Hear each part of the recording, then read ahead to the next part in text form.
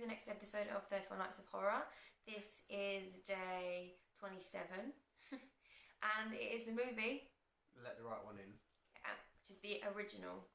We think Swedish, but then if you watch the American version, it's Let Me In with Chloe Moretz, which is, I guess, just as good, but I prefer the original. It's a good version, but I think if a film gets made like this, that's stories, I'm just going to say it straight away, that good, I think you should see it how it was meant to be seen.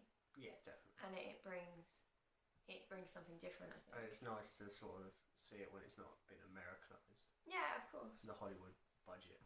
Do you want to give some sort of synopsis? Yes, this is probably one of the hardest films we've ever done to try and cut down to synopsis because a lot happens. But basically, the basic story is we've got a boy who he's a loner, he doesn't have any friends, and he's bullied all the time at school. He meets a girl in the playground outside his house, and they strike up a friendship. And then as the friendship grows, we get to see how the boy is bullied. He's bullied by three main boys. And the girl is basically telling him that you need to stand up for yourself. The girl has a guy sort of stay with her who has been killing people and draining them of blood. It turns out the girl is a vampire. And the friendship grows, and finally she gets this boy to stand up for himself to the boys. He cracks him with a stick to get him to leave him alone, which kind of does for a little while, but as that happens, the girl's, I want to say watcher, because I think that's what he is, he gets caught trying to kill someone, and he pours acid on himself, and the girl has to go and visit him at hospital and drain him of his blood and kill him. And so she's by herself for the first time in centuries. So that's when the boy finds out that she's a vampire, and at first he kind of shuns her, but then they get back together and it gets a lot more complicated, their relationship, to which of the fact that it ends with him helping her to kill someone, and then when she does that, she decides that she has to leave so that he doesn't get brought into the world that she was in. So that continues the story. And then it turns out that the boy he hit with a stick has an older brother, and they trick him to go swimming practice. And the brother goes to hold him under the water and basically practically kill him. But that is when the vampire makes her triumphant return, and she saves him from the boys by killing them all. And the film ends with the boy having her in a trunk, and they seem to be travelling somewhere together for a nice little ending. They have this really awesome thing in the film where they learn, it's just Morse code, because they live next door to each other, and they learn it so they can talk to each other through the wall. Yeah. And that's also a really lovely thing right at the end of the movie, where she's in this coffin on the train, because obviously it's unlikely to kill her. So she's talking to him through the coffin. I think it's really nice. Yeah, I think he basically asks her if she's okay, and then she says she's okay. I mean, there's many little plot bits that happen, like for instance... So much! Yeah, there is so much that happens in this film. Like, for instance, she turns a woman, and this woman has friends that, has loads of cats, and it's basically how she turns into a vampire, and she goes into a hospital, and she hates being a vampire, and she basically commits suicide by getting someone to open the blinds. You have all the different killings that are happening, but the main story of this film is basically how this loner boy and this loner girl come together, and they have this really nice relationship grow, and it does get kind of romantic, but I think the ending of the film is meant to signify that he has become her watcher now. He's her new person that will help her kill people, because the man that got killed, he looks like it's her father, but it's kind of like how I always thought of it as, Giles in Buffy. Literally a watcher. Yeah, he has to look after her, teach her and everything. Ward. Yeah, basically, and I think that's kind of what this guy is. Yeah. And then she's got this boy to be with her for this one. I mean, I was saying now, if you like your films to have loads of stuff, like for instance, this isn't a From Dusk Till Dawn. This is a slow build film. Not a lot happens. Even the main scene at the end, you do not see what happens. It's quite slow, isn't it? But yeah, I'd forgotten a lot of stuff that happens in this. Yeah, there is a lot that happens, but it's a slow build. You will have times in the film where they are just talking, or they are just trying to communicate, or it's just the boy sitting there by himself, looking lonely in the window. Yeah, it just pulls you in. It's slow because it's building this relationship. I mean, this boy is so lonely. It's so sad to see how lonely he is. He basically only has his mum. And then he just happens to stumble upon this girl, and they just sort of grow a relationship. I mean, it starts with a Rubik's Cube. That's how most friendships work. They continue to meet at night, and then it gets to a point where she climbs into his window after she kills her watcher, and he asks her out, and she tells him she's not a girl. She can't be romantically linked with anyone because obviously she's a vampire. And you do get a little snippet in which he sort of sneaks a glance while she's getting changed, and it shows that she has been castrated. So she could never have a romantic relationship. So this whole film isn't about romance, but it feels like it's a romance. It's so strange because it is like desperately romantic, but at the same time it's really horrible because he, like, before he finds out, he's literally like, have I got any chance with you? And they do look like they'd be so good together, and yet you realise that she's hundreds of years old, and there's a couple of moments where the boy's not looking or he can't see it, and we as a viewer get to see how kind of old she is, and the fact that she is an older woman, and it's kind of nice. I don't know, I just think it's so nice, and I don't understand how that works. It shouldn't be when you think about it in a real situation, but it's just it's about two people being lonely, and about two people coming together and just having a bond, even if it's not like sexual or anything. No, I mean it was about a deep friendship. Yeah. And I think the friendship stays. It's just I mean, they're only meant to be like, he's only meant to be like 12, whereas she's like meant to be hundreds of years old. So he doesn't understand the situation. He doesn't understand that he can't be with this girl. And even at the end, I think they sort of came to a compromise. I mean, you could tell by the way she saved him. I still don't think he fully understood though. No, of course not. I think she kissed him before she left for the first time. So I mean, typical woman, dragging him on, leading him on. Yeah, you women know what you do. But and I mean, we're making it out to be like this nice, really nice, mushy film. It's not. It's definitely horrible, not. actually. Yeah, there are bits where she dives on people and bites their throats out. The end scene, you see like an arm get chopped off. Yeah. And, a head sort of floating. It's great in the because water. you see it. The kid gets held underwater, obviously. So the shot is him holding his breath, and this hand's pushing him under. And all you see at the back of the pool is someone get dragged through the water and killed, and then the arm that's holding him down gets chopped off. And this head floats down to the and bottom, and then we get shown the scene, but we get shown it from so far away that all we see are these like 2 or 3 bodies, blood all around them. And she left one of them alive, didn't she? There was the blonde kid that was left alive. But he didn't really do much though, did he? No, I think that's the reason why he was left alive, because you had the boy who tricked him, the main bully, and then the older brother. Shows how much she was paying attention. Yeah. And also, I'd like to say, I know some of our viewers, one in particular, really likes their vampires. If you like your vampires, you will like this film. Not because there's a lot of vampire death or anything, but because this film sticks to the vampire laws. Right? Yeah, you're going to say it. Go on. Well, that's awesome. Yeah. I was going to talk about it. Do it. It sticks to the vampire laws. Like, for instance, she has to ask to come in. There's no sparkling or any bullshit like that when the sunlight hits. They are set on fire when the sun hits them. If she doesn't if you're not asked to come in and you go to come in, then we had this brilliant scene, didn't we? Where this girl, the main girl, the boy is basically trying to push to see what this whole vampire There's thing nothing is. there. There's nothing in front of you. He doesn't just believe that she's a full vampire, so she tries to come in without being invited, and you literally see her head pour with blood. Everything, every hole, like where she's just in pain from having to come in, and then he has to let her in.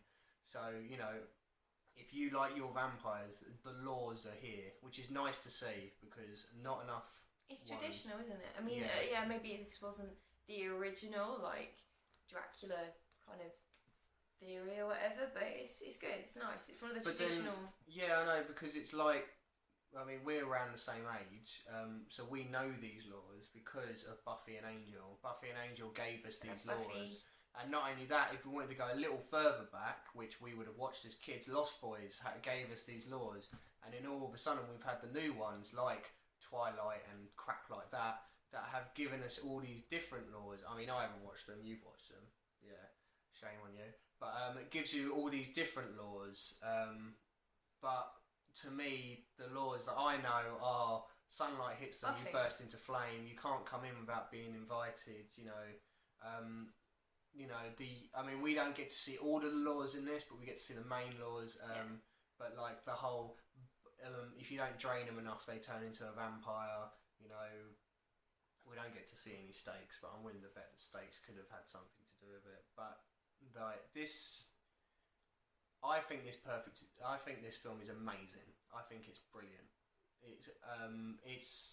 I remember I didn't get shown this. I remember looking up for a new film. I don't know why I looked it up. I mean, I do like my foreign films. Did you watch this accidentally then? Yeah. Oh, it's a great find. Yeah, and it's amazing. I mean, I don't want to be one of those snobs that are like, oh, I like foreign films, but I don't mind watching foreign films. Foreign films though. Yeah, especially horrors, they do very well. You get those people out there that like, I only watch if it's not a French film, then I don't watch it. No, I'm not like that at all.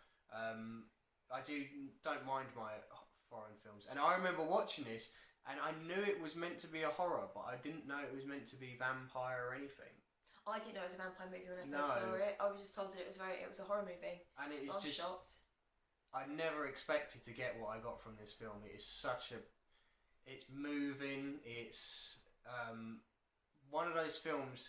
It's one of those nice films that you get to sit down and you have to concentrate on. And if you concentrate on it, you get the big payoff. Yeah, it does pay off. Yeah, but if you try and watch this while doing something else, you will miss so much from this film.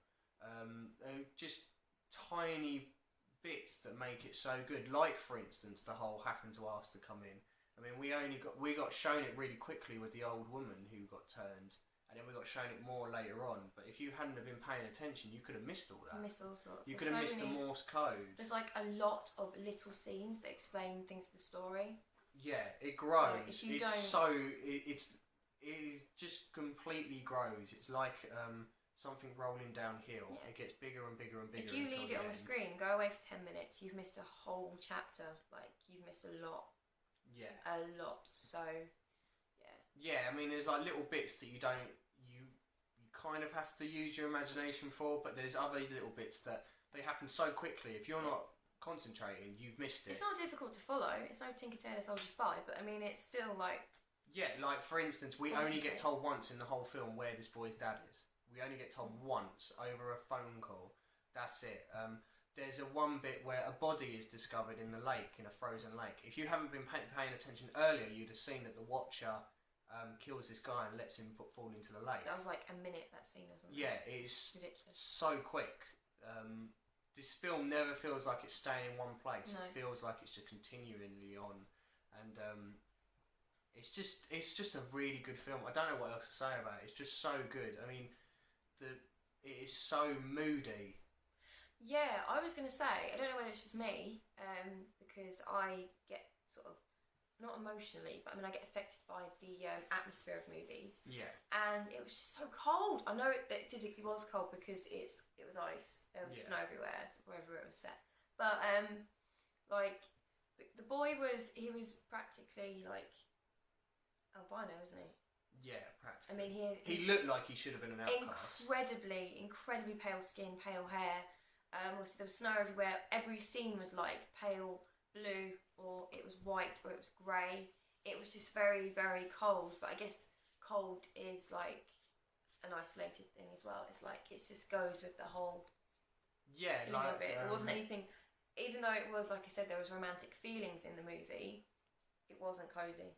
No, and also you say it was cold. That was a good thing about this film. It didn't feel like the cold was just there. The cold played into the story.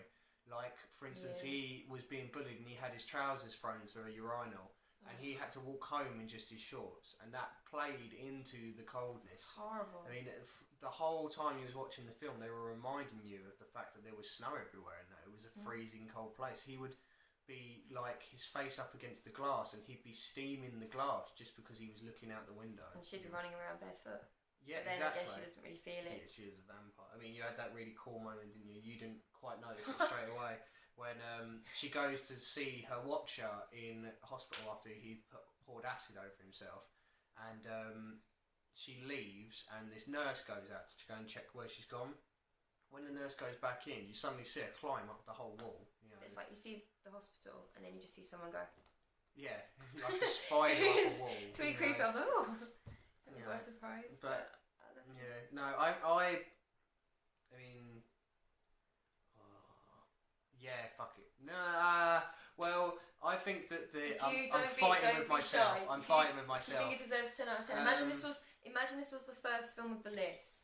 Don't think about anything else. Imagine it's the first film of the list. Well, I think I have to give this 10 out of 10 because I personally think that this is one of the best vampire films of all time. I don't think, we've all got our nice memories of Lost Boys and, Bram Stoker's Dracula, Interview of a Vampire and that. I think this is one of the only ones that not only sticks to tradition, but also shows you something completely new. And being a vampire is the backstory of this film, but it's not the be-all and end-all of this film. And we've also managed to pick, we've done 3 vampire movies in this series. Yeah. And they're completely different, all of them. We did Kronos from Dusk Till Dawn, and this one. Yeah, Kronos was like, you wouldn't even know it's a vampire film until the end. From Dusk Till Dawn was proper vampire. It's a vampire movie because he's labelled from his symptoms. He's a vampire, but we don't actually get to see him as a vampire. Exactly. Yeah. We're only sort of going. He likes to drink blood and he can't be out and about. Yeah. So you just kind of label him as a vampire, but it's not obvious. No. I mean, for me personally, I hold this up with like Buffy and Angel. Which growing up as Buffy and Angel was the be all and end all. So that was my life. I put this near Buffy and Angel. I think this film is so good. I know people that have watched like either the remake or this one and they didn't like it, but like I said at the beginning, I think don't watch this film if you're expecting From Dusk Till Dawn. Don't watch this film if you're expecting Buffy and Angel. You're not going to get this. You're going to get a proper story with vampires in, with a vampire in, and it's just. It's not just a bloodfest. It's a story. Another way of sort of saying how this film is if you've played. I've only played a little bit of it, but if you've played the game Heavy Rain, you have like this emotional story happening with all of this other stuff going on around it, and from what I've played of Heavy Rain, the fact that there's a killer that kills kids isn't the be all and end all of the game. It's more about this character. It's the journey. Yeah, and that is what this film is like. I mean, you get this little thing at the end with the vampire, but other than that, none of the vampire bits matters. It just matters about these 2 kids coming together. Yeah, what's your rating anyway? 9. 9. Very close to 10, but it's 9 for me. How come it didn't get to 10? No particular reason. I don't know. It's not. I think it's only because I don't remember it all. I don't think about it all the time. It is one of those ones that kind of misses the radar. I mean, not enough people have seen this film. Not enough people have seen the remake. It's crazy how many people haven't seen this. To prove how much I like this, I think out of all the films we've seen so far and we've suggested you see, I know that you probably haven't watched. Maybe you haven't watched some of them. I don't know. Maybe you've been brilliant and watched them all. But good on you. But this one you really do need to watch. It's really I think. good. I mean, I know there's some of you out there that have actually said in comments like, "We have made you watch a film," and that. I personally think that this is the film that we should make you want to watch. Not because it's not overly horrific, it's not overly gory or anything like that. It is just a straight up good film. It's just amazing the way it is. I mean, I've given you quite a few reasons as to why, I think of it as Buffy and Angel. It's like Heavy Rain, that sort of thing. If you know your games and you know that's a pretty big compliment to give it. Yeah, oh yeah. Yeah, so good. Please watch this. I mean, if you don't like foreign films, like I said, try Let Me In. I personally don't think Let Me In touches the original, despite it being like for like. Maybe if you've never seen the story at all, watch, and you're not very good with foreign movies, watch the remake, and if you like the story enough, you might then enjoy watching the foreign version. Yeah. It might make you not see past that. It's really not difficult. Some people are put off by subtitles. You don't notice it after 5 minutes. You really don't. Yeah, I mean, I said that I don't mind foreign films. I've never noticed subtitles. I don't even remember. Half the time, I don't even know if I've seen something in subtitles or not because it's happened. Yeah, you just sort of forget. Tune it out that you're reading subtitles. I mean, to be fair, I'm quite a subtitle person. Like when I play games, I like to have subtitles on there just in case I miss something.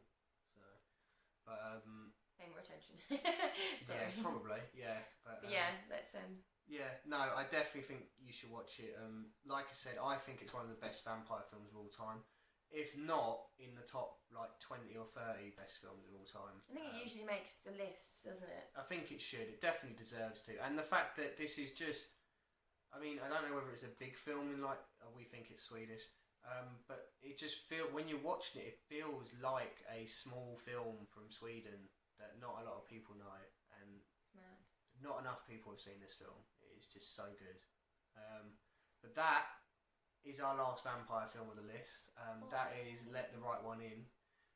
We are moving on to another foreign film. So if you don't like foreign films, we've really screwed you over here. But then, saying that, this foreign film has had another one that's had a like-for-like remake. So you're okay. Can you guess what it is?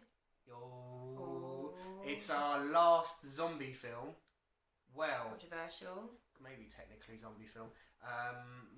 Not saying this next film is definitely a zombie film, but one of the films that are coming up, it's been debated whether it's a zombie film. But I'm getting too close to the list. The next film is the Spanish zombie horror Wreck, which, as a quick thing, it's about a woman who is with firemen for the night, and she follows them around. They go into a tower and they get quarantined. I tell you that because the American remake is called Quarantine. So if you don't like watching foreign films, watch Quarantine. Okay, ready for the next review. So we'll be watching Wreck because I prefer Wreck. Yeah. But if you don't like foreign films, watch Quarantine so you're ready for the next review. We might have a few different things that happen in the Spanish one, but I think if I remember correctly, it's quite similar. Yeah, it's pretty much the same. Yeah, I think it is. I mean, it's the typical showing, same as this film, that America. If they want to remake a film, they'll just remake it like for like. It's laziness. If you hear me out there, Americans, stop doing it. Stop ruining our foreign films. But watch Let the Right One In or Let Me In, either way, because it's a brilliant film. And get ready. So either watch Wreck or Quarantine for tomorrow. Or both. Yeah, why not? And if you liked Wreck so much, there is a Wreck 2. So don't watch Wreck 3. Stop the Wreck loving. Yeah. Tomorrow. But Comments under the sofa. We will see you tomorrow, and hopefully you've enjoyed this review. Awesome. Bye. See ya.